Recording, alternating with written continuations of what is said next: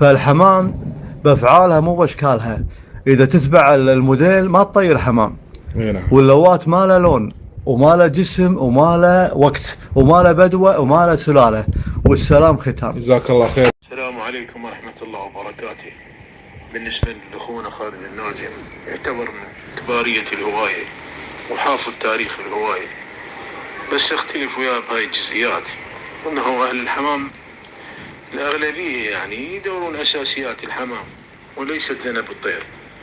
جسم الطير يختلف عن الذنب. جسم الطير شاصي، يبدأ من صدر الطير إلى آخره إلى ذنبه. وبالنسبة للطير الزين له سلالة وعمق، ودائما نتبع اللوات. بالنسبة للبدوة يعني على حسب عمق الحمام، ولازم السلالة نقية وخبرة الجناي. أما وقت يطلع الطير الزين والبدوة بيد رب العالمين عز وجل. وبالنسبة لجسم الطير يعتبر جمالية وتجذب الناظر وتجذب الجمهور، ويعتبر من التطورات بالهواية. وكل الاحترام والتقدير لأخوي أبو أحمد الناجم.